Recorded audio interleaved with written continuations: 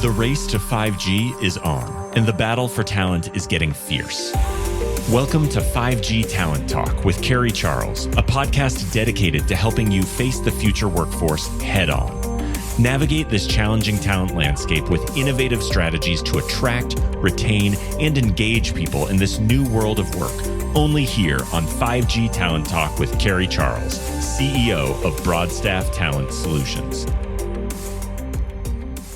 Hello, and thank you for joining me today on 5G Talent Talk. My name is Carrie Charles, and I will be your host for this episode. And I am so excited today to have with me Kevin Coyne. He is the CEO of Summit Broadband. Kevin, thanks so much for coming on the show. Carrie, really appreciate being here. Thank you. Good to see you. Yes, good to see you too. Well, let's get started. I really want to hear more about your professional career and your journey. And I know you've done so much. So let's talk a little bit about what brought you here today. Yeah, be glad to share. So it's interesting, a bit interesting, because I took such a diverse path when I first started. I got involved I wanted to be a pilot. I thought that was my career. So I went to school in Daytona Beach. So it's interesting. I came full circle. I started in Daytona Beach, and here I am back in Florida with Summit Broadband.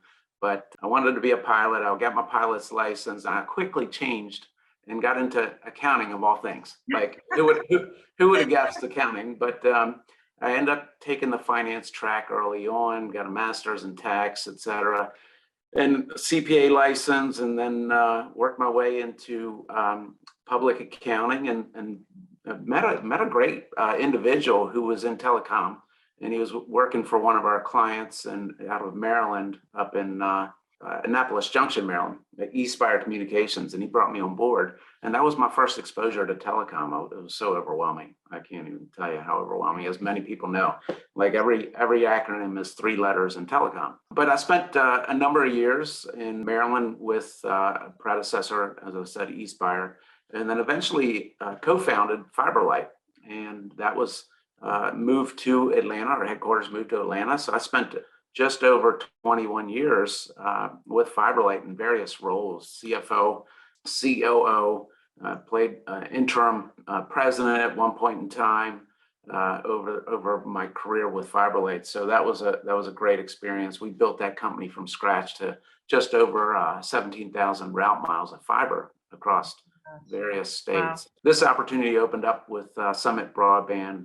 I had an opportunity to meet with the new investors that bought Summit Broadband 2 years ago, and about 2.5 years now. And they were a great partner. And that's what really led me to move to Summit Broadband. So been exciting role, a little bit of been there, done that to some extent. Summit Broadband, we'll share a little bit hopefully today on what we do, but that's really kind of the journey, and based here in Florida, and loving every bit of it. Yes, and welcome to Florida. I'm in Tampa, and you are now my neighbor. So that's right. Yeah, thank you. You and everyone else in the country, right? The timing couldn't have been better. Right, exactly. Well, let's talk about Summit Broadband. So introduce what you do, who you are, who you serve, your markets. Please, want to hear more. Yeah, and I'd like to maybe just start a little bit in what we as a company and the employees view, a little bit of our vision here at Summit Broadband, because as we got into the assets and the people, I realized this company was awesome. I mean, it was just an awesome company, great base of assets, including the employees. And so, for us, when we think about our vision and what we wanted to do together, is we want to build this community of tomorrow that really creates change through connection. And that's what we're doing. And we talk a lot and reference back to an innovator that was right here in Florida many, many years ago, a very futuristic thinker, and that was Walt Disney himself. Mm-hmm. And so we talk about what Walt Disney wanted to create. He also wanted to create this community of tomorrow, but in a different manner and different facet. It was very futuristic. He wanted to create an Epcot, not the Epcot that we know that's been developed today, nothing like that, but it was a very futuristic community. And so we think about what we're deploying our products and services here at Summit, it's establishing future-proof type technologies and architecture throughout the community that can serve all facets of that community. And so as we move forward, we want to be able to take that underlying infrastructure and grow with technology and be able to interchange parts and pieces of it, but being able to serve all parts of that community. So when you think about what we serve and who we serve, it's really we have products, leading edge products and services for residential, and tend to stay on the leading edge of those products and services. Carrie, we want to we are actually the first provider to offer XGS-PON. That's 10 gig symmetrical speeds, download and upload speeds, and we've deployed that and executed that. A leading IPTV product set. We also offer for the commercial space, and what we cover in the commercial space, we have products and services that address the enterprise, that also products and services for hospitality, governmental. We've done a lot of government partnerships and business, educational, connected to quite a few schools up here in Florida as well. And so we really look to connect all facets of that community. So when we're bringing our fiber in, it's being utilized in all parts of the community. And so that's really how we think about Summit Broadband as we continue to expand out and edge out our networks across the state of Florida. So I know that bridging the digital divide is something that is dear to your heart, and also, part of that vision for Summit Broadband. So can you talk a little bit about how, your plan to do that in, here in Florida, and also your partnerships with municipalities and how that plays into it? Yeah, absolutely. And COVID shined a huge light on the deficit of our ability to connect in all facets, and bridging that digital divide became a huge initiative across our country.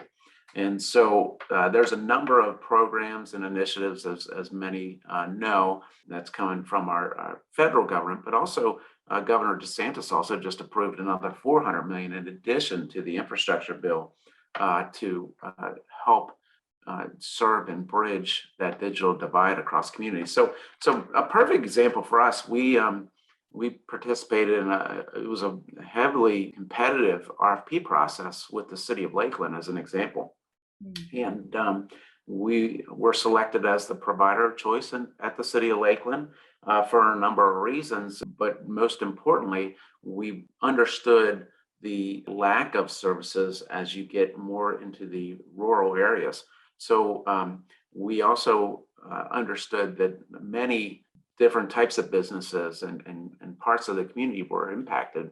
And one of them was the faith-based community. So we have a great relationship with the faith-based community, and we've done a joint partnership with a very entrepreneurial individual in the city of Lakeland who's connecting up the churches. And what they found was during COVID, one of the greatest impacts were the faith-based community, because they were not prepared to have high broadband speeds to be able to digitally distribute their messages to their parish and the community. So that really hurt hard the faith-based community. So we did partner with them, and we continued to connect up.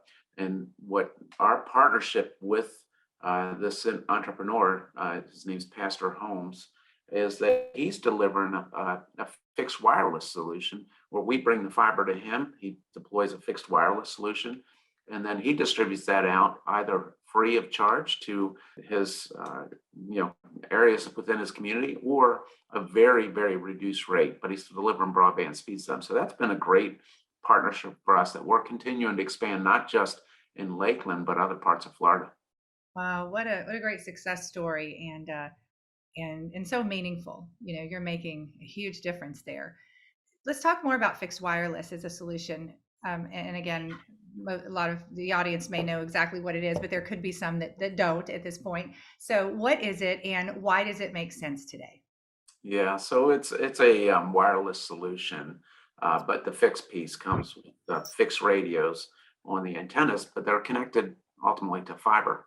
And so we bring in large pipes of bandwidth to these radios, and then they disperse out and distribute a signal that the residents can utilize and subscribe to. And as I said, in this example, this individual, Pastor Holmes, he's doing it and offering it either free, depending on the community and their income levels, or he's doing it at a very low cost of service.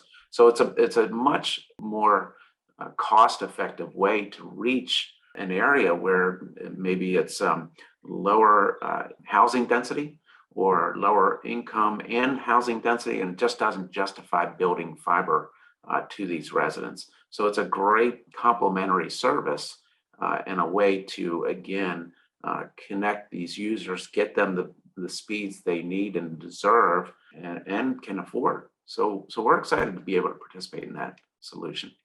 So you talked about the communities of tomorrow and connected communities. So can you give more examples about that vision of how Summit Broadband is working to create these connected communities and what that would look like when it's complete, or maybe never complete, but a work in progress. Yeah, it's always a work in process because you just can't be completely ubiquitous everywhere. And we work great with other partners and service providers to help extend that reach. But when we think about connecting the community, it starts with fiber-based solutions because that's the underlying infrastructure that allows us to interchange technologies as they may become obsolete. And we know we're moving at a very fast pace. We're on with continuing advancements in technology. So fiber is the underlying architecture that allows you to do that. And so we deploy high counts of fiber.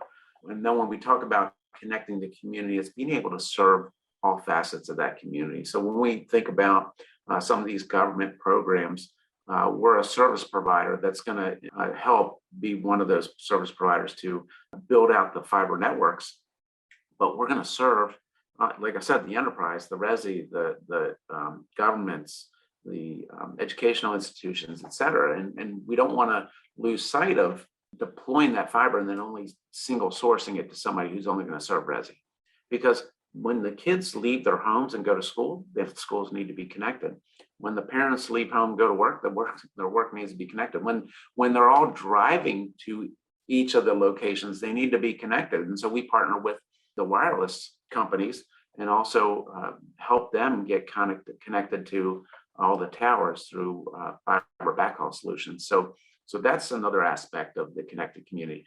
And then the last part for us, we at Summit, we live here in Florida. We operate in Florida. We're headquartered here. Our employees live here. And so we're involved in the community, the associations.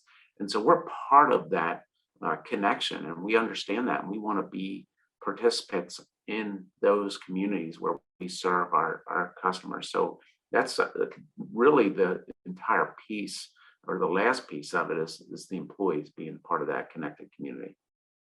So you said something earlier, which I loved, that your people are your greatest assets. And I believe that wholeheartedly. And I know that you do too, Kevin. And so there's a lot of challenges right now with hiring, retaining, engaging. How are you navigating those challenges? What are you facing? And any particular strategies that you're using that are working to find great talent? Because I know that you need to hire a lot of people to really, and complete your mission here, right? Right. Yeah, no, and it is challenging. And we all know that there has been such a labor shortage and challenge around retention. So we put some programs in place, and I do want to say this because I know a lot of people say, hey, my employees are my greatest asset. And that's true. And they should say it because they truly are your greatest asset. And one of the core values that we extend, not just to our employees, but we ask our employees to extend to our customers, our vendors, our creditors, is that we put people first. And it's really, really important for us to remember that we're all people.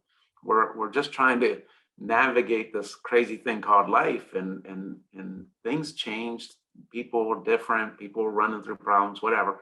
But just remember to put people first. And our team they're really thoughtful about that. They do a good job, and I love to watch the work that they've done. But there is a lot of work that we need to do in our management team to continue to drive a certain culture and a sense of engagement for our employees. So we've put in a number of initiatives that we tackle, such as we do an employee pulse survey that they get to really give us direct feedback anonymously throughout the year. We actually put together an employee culture committee that's represented by all our departments across the company. And that again gives them an opportunity to really provide feedback, ideas, and thoughts around how we can better engage and retain and make them feel part of what we love to call the Summit Broadband family. Everyone that comes on board, we welcome them to the Summit Broadband family. They are part of our family here. We implemented a number of training programs. We've added more resources for them.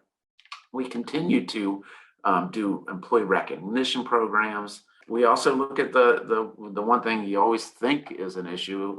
We do compensation studies annually, and that's a big facet of it. But we find that that's not what really drives an employee.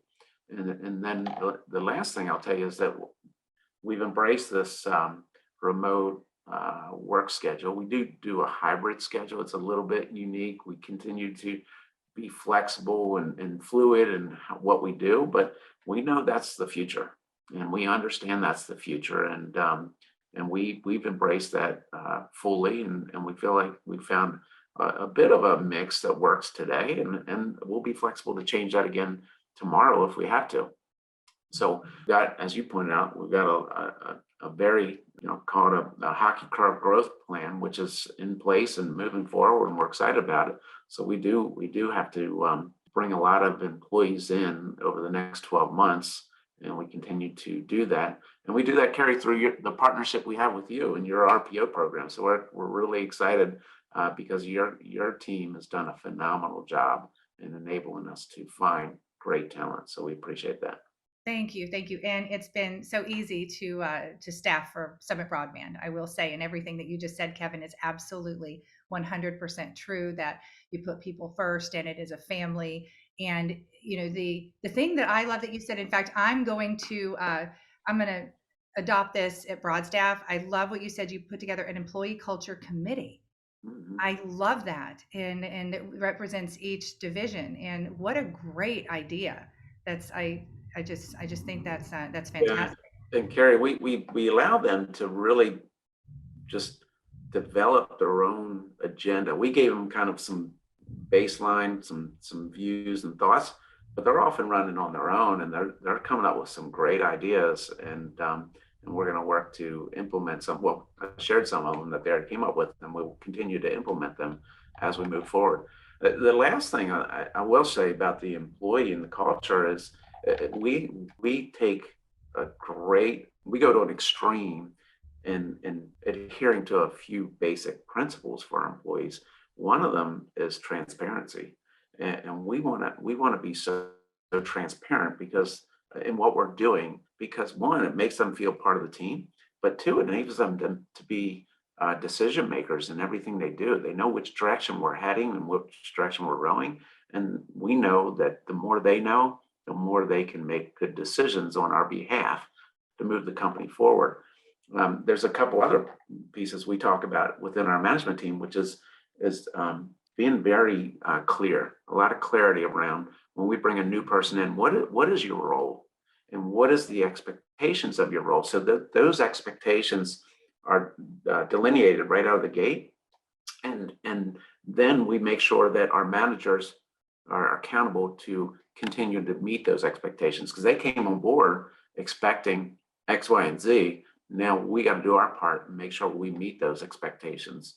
And then finally, the last piece that we talk about internally too is accountability, because we don't want other employees to say, "Hey, you're not holding everyone accountable to what you're holding me accountable to." So we want fairness across the board. And those are a handful of key principles that we've adopted internally to make sure that our employees understand, their role, their expectations, that, they're all treated equal as we move forward. So one thing that you do well there at Summit Broadband and also under your leadership, Kevin, is that, leadership development. I mean, we find working with your leaders that, there's alignment, you just have some really strong leadership that are dedicated to the principles that you just mentioned, which it can be difficult, right? To make sure that that's, all the way down the line, that there's consistency. So, but I want to ask you, because you are, again, from my point of view, one of the most incredible leaders in our industry. And I want you to tell me what has made you a successful leader. What are your core principles that that, look, I will never stray from this, and this is what I believe in. Yeah, and one of them I shared with you. Over the years, you learn from others that you work with. I always relate it back to my brothers. I've got three brothers. Two of them are older, and I always knew what not to do with my parents when they got into trouble. I'm like, I'm not going to do that because I know that's going to get me into trouble. And it's similar to others that I've that have mentored me and led me over the years. And I'm going to go back to this transparency concept. It was one of my most important skills or traits or principles that I wanted to adhere to the nth degree. And when I first came on board with Summit, the first all staff call, we were so transparent that the existing team that was in place were like, "Whoa, you can't share all this." I'm like, "Well, help me understand why." I don't quite grasp that. Everybody started to embrace that. So that's one. The second thing that's really important is empathy. Understanding, I started to touch on this before, empathizing with people. People are good people. And I always say they're great people until they prove you otherwise, because you will get a bad, example from time to time. But, just because somebody's having a bad day doesn't mean they're a bad person. And everybody has personal lives. And empathizing with that, because you don't know what's going on in their personal lives. And so you got to give them a pass and understand them, and that some open up, some may not, but you just got to, really retain a good sense of empathy with your employee base, and they'll run through walls for you if they know that you're there for them. And so that's probably the two biggest things from me. As we move the company forward, because you can put all the goals, objectives on the walls and push, but if they don't think you're there for them, with them, through thick and thin, none of it's going to matter.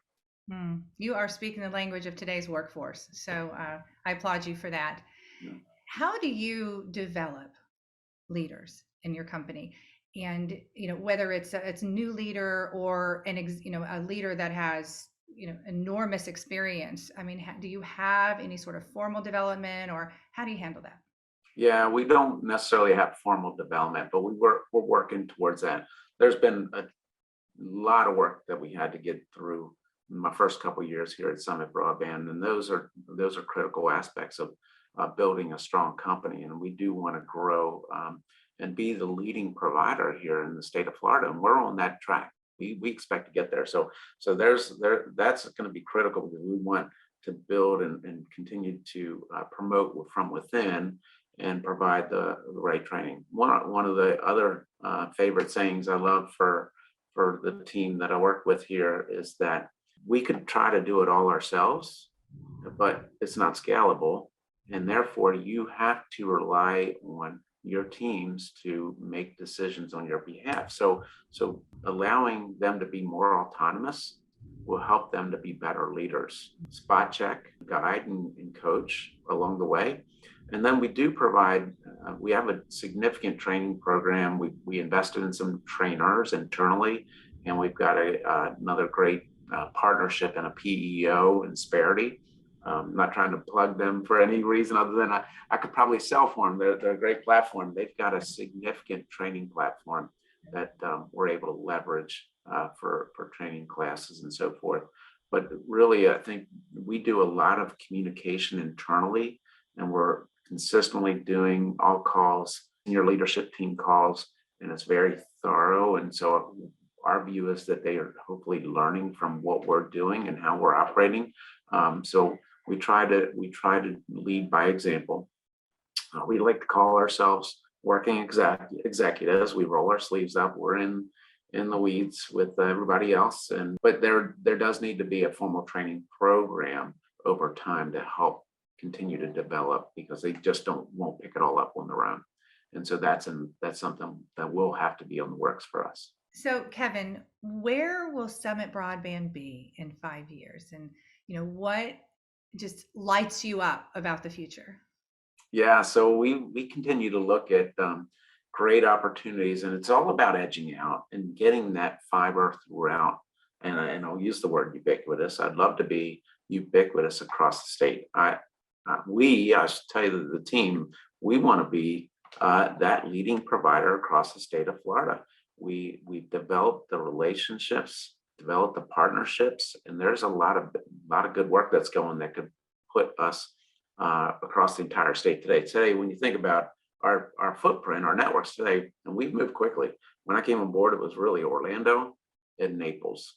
We've since expanded on the edged out around Orlando, so we have a pretty dense footprint there. We've worked our way west to Winter Haven, City of Lakeland, Tampa, St. Pete, Clearwater, and now we're starting to edge down. We're working on some opportunities within Manatee, Sarasota.